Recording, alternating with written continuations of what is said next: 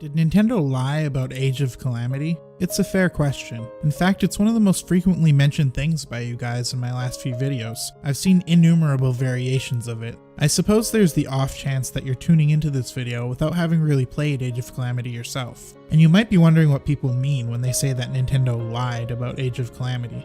Well, for that we have to go back months ago to September 8th when Nintendo randomly, completely out of the blue, uploaded a trailer for the new Hyrule Warriors game. Personally, I loved the first Hyrule Warriors, and I've always been hoping for a sequel, so this was thrilling news for me. But instead of a regular sequel, the trailer revealed that this one was different.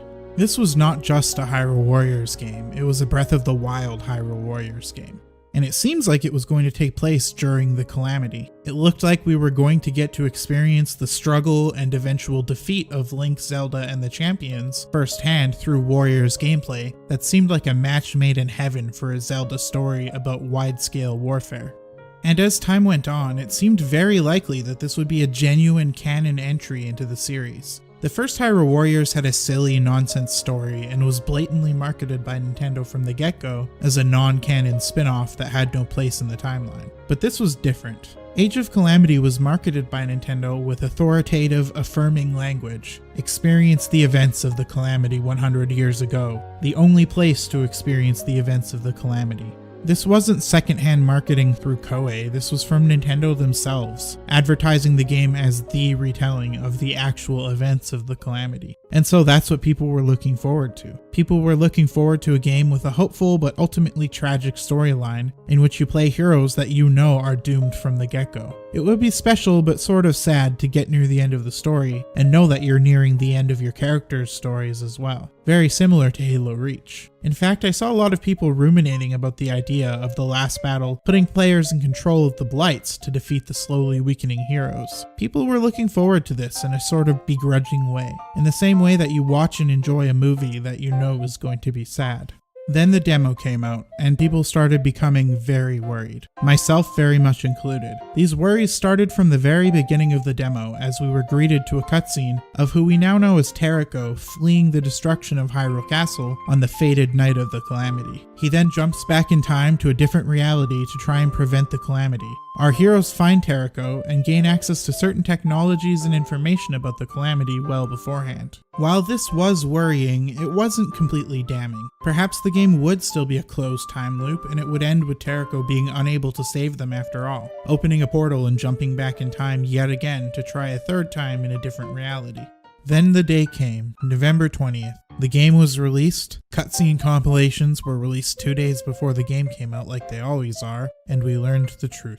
Age of Calamity plays its story relatively straight up until the last second, when the champions were in the process of being killed and a portal opens up for the corresponding descendants to jump out. Together, the champions and their descendants are able to hold off the Blights for long enough that further assistance was able to arrive, and they could vanquish the Blights once and for all. This went on to allow them to win the war in its entirety, banishing Ganon 100 years earlier than intended, and with the champions still alive and well. And that's why people say that Nintendo lied to them. Age of Calamity was marketed as a straightforward prequel to Breath of the Wild, showcasing the events of the Calamity. What we got was not that. We got either the creation of an alternate universe, or Nintendo just releasing a what-if scenario, depending on whether or not you think the game is canon. If you want to hear my thoughts on that, click the card on the screen. So is it true? Did Nintendo lie? This is a heated topic that a lot of people are in the process of figuring out for themselves. I've already seen people change their mind in both directions. For me, there wasn't a lot of processing that had to go on. It wasn't because I felt immediately strong one way or another. Rather, it was because I've already gone through this exact same thing. Earlier this year, in fact, with Final Fantasy VII Remake. I'm a fairly big fan of Final Fantasy in general, but I'm a particularly huge fan of Final Fantasy VII. It's one of my favorite non-Zelda games of all time. No, actually, even considering Zelda, it's just one of my favorite games of all time. Naturally, I was looking forward to the remake with every fiber of my being. Just like with Age of Calamity, I digitally bought it the moment the clock struck midnight, and proceeded to play it relatively non-stop until the credits rolled. And guess what happened in the game? A new plot element that didn't exist in the original story appeared, The Whispers, and the game proceeded as normal but just slightly different. Then, as things reached the expected climax, just like in Age of Calamity, the big plot twist happened. It's all very confusing, but basically the main party fought Sephiroth before even leaving Midgar, and then went on to enter a portal leading them to a boss battle against the personification of Fate, and in defeating Fate freed themselves to walk their own path, and now Zack is alive, but maybe just in an alternate dimension. It's all hugely confusing. And it's sort of funny because the emotions people are feeling now towards the Age of Calamity ending are the exact same emotions that I felt after beating Final Fantasy VII Remake. I was mad, I felt betrayed, very let down, exactly how people feel about Age of Calamity, and I had a lot of time to process my feelings on Final Fantasy VII Remake's ending. I've since beat the game again and watched the ending a dozen times. I've watched tons of analysis videos and read plenty of Reddit posts and really had a chance to process things. And you know, it's funny, I know this seems insanely dramatic, but in this scenario with Final Fantasy VII Remake and with Age of Calamity, I think we go through almost like a grieving phase where we have to come to terms with the fact that the thing that we wanted is essentially dead and we're not going to get, and we have to work through those feelings before we can analyze what we did get properly. Ultimately, I decided that I accept the ending to Final Fantasy VII Remake. I'm still concerned about it. I don't like the story of Kingdom Hearts, and the ending of Final Fantasy VII Remake really did seem like it was just written by Nomura, regardless of if that's actually the case. And if the rest of the series follows suit and focuses on Cloud and company battling their literal inner demons and dealing with personifications of negative emotions and arbiters of fate, then yeah, I'll be disappointed. But maybe that's not what'll happen. Maybe they'll use this opportunity to explore some exciting ground with the Final Fantasy VII Remake series. Maybe they'll tell a story that's probably not quite as impactful as the original, because I don't know if that's quite possible, but a story that's entertaining and touching in its own way, and I'm willing to give them that chance. I feel similar towards Age of Calamity. I'm willing to give Nintendo a chance for whatever they're wanting to do with this seeming timeline split. Maybe it'll be utilized in future games, or maybe this timeline just exists for Age of Calamity. And maybe whatever choice they do make, I'll hate, but I won't know unless I give it a chance. And it's funny, I think that there's a lot of parallels between people's problem with Age of Calamity's twist and my problems with Final Fantasy VII's twist. For example, one of the things that worries me is that Aerith might survive. Don't get me wrong, I love Aerith, and part of me will be really pleased if she gets a happy ending. But there's no denying that it would damage the theme of the game. The scene where Cloud grapples with Aerith's death and openly grieves in front of his friends as they all try to cheer him up in their own ways is one of the most touching scenes in video game history. And Aerith's death hovers over the rest of the game, a constant presence that can always be felt. If Aerith survives in the remake, they need to come up with some sort of idea to fill that thematic hole, and I genuinely don't know if they can come up with something that's as impactful as her death. That's one of the things that made playing Final Fantasy VII Remake so beautiful. I remember tearing up quite a few times during the segment where you basically go on a 24-hour date with Aerith, just her and Cloud romping around Midgar. She was just such an awesome person and such a fantastically written character. And the remake imagined her so successfully that every time her and Cloud had a little moment, or every time she said or did something really cute or funny, I'd feel this huge ping of sadness. It made me appreciate her character so much more because I knew what it was leading to. And I think that's how people felt about Age of Calamity. I think that the game did the character scenes really well, though I do think there could have stood to be a lot more champion scenes. But seeing Mipha hug Sidon and knowing that this is likely to be the last time they ever see one another made the moment so much more poignant. What would have otherwise just been a cute moment between brother and sister became a very sorrowful moment because we knew it was going to be their last hug. And that counts for something. Those intensified feelings really do matter. So when the game rips that from under you, when the game has a twist ending that says, surprise, the champions actually survive, Aerith might live after all, it sort of retroactively ruins those moments for you. When I played through Final Fantasy VII Remake a second time, I still smiled a lot during the segments with Cloud and Aerith. They are still overwhelmingly precious, but they didn't affect me nearly the same way as they did the first time. Because when I was first watching Cloud and Aerith awkwardly fumble their way through that adorable high-five scene, in the back of my mind I always had that image of Cloud openly sobbing over Aerith's corpse. and it added an entirely new layer to this adorable moment. Playing it a second time, knowing there's a very real chance that Aerith will survive, it's just a cute moment. Mipha hugging Sidon is originally a scene that's somewhat tragic because you know what's coming for Mipha, but after you know the ending, it just becomes another hug. All this to say, I really do understand the negative emotions people feel towards the Age of Calamity ending because I felt them myself vividly. And that brings us back to the question at hand. Did they lie? When Square Enix made Final Fantasy VII Remake and Nintendo billed Age of Calamity as a prequel, were they misleading people?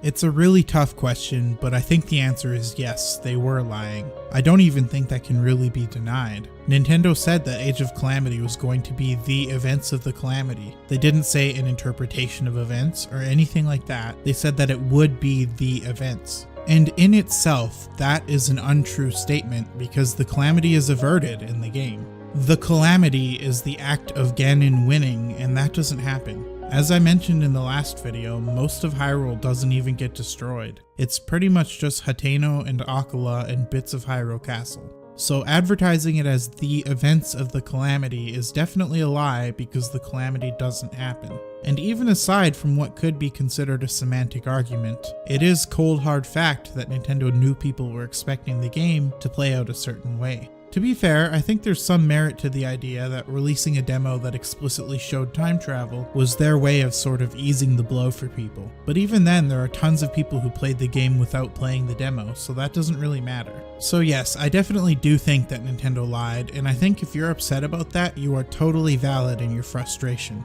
It really does suck to buy a game with a certain set of expectations, only to have them averted in a way that doesn't feel very good. It totally makes sense to feel like Nintendo bamboozled you, and to have negative opinions of the game associated to that. Like I said, I felt the same way about Final Fantasy VII Remake, and it took me a long time to get over that. If the fact that Nintendo lied to you is enough to ruin the experience, you aren't wrong for feeling that way, and don't let people tell you otherwise. That being said, I also believe there's an argument to be made that it's okay to lie to your audience if it's for an artistic choice.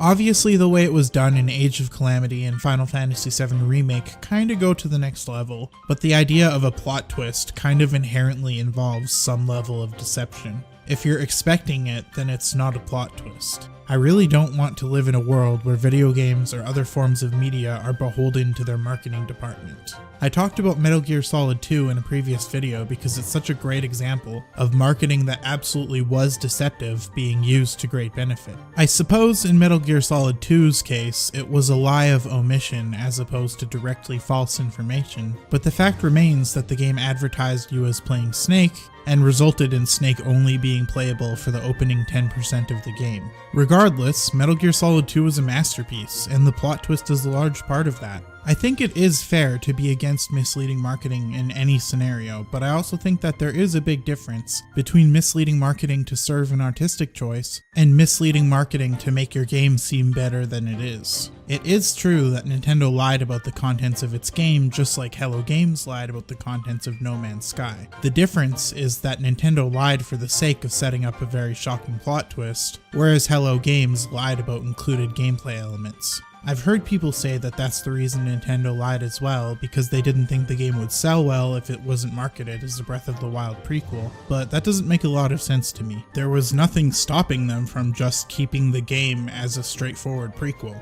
The decision to change the story was an artistic choice. If they were straightforward about the fact that the game takes place in an alternate dimension and the descendant characters would be in the game and playable, I still think a lot of people would be excited.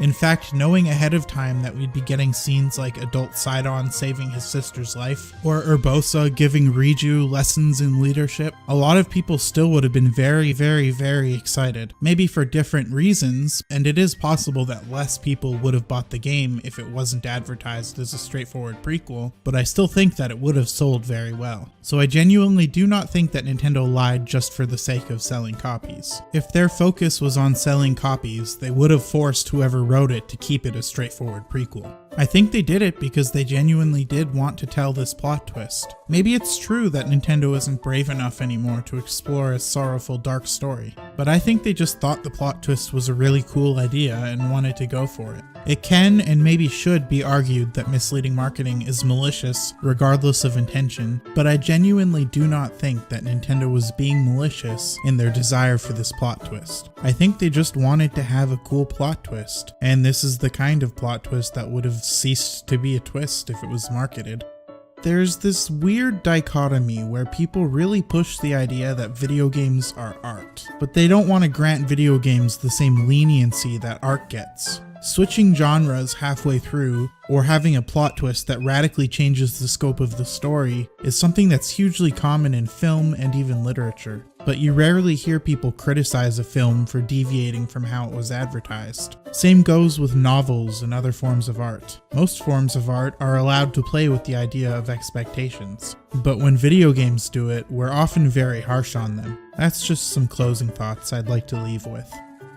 So what do you think? Do you think Nintendo lied? If you do you think it was malicious? Are you willing to forgive them, or have they really done you wrong in this case? Let me know in the comments down below. I'm very keen to hear what you guys have to say, because you've been blowing my mind with the quality of comments you've been leaving on my videos every single time. I really look forward to reading more high quality comments. Also, I hate that I have to say this because I know this is a contentious topic, but don't hurl abuse at me or anybody else. I won't even reply to you, I'll just delete your comment.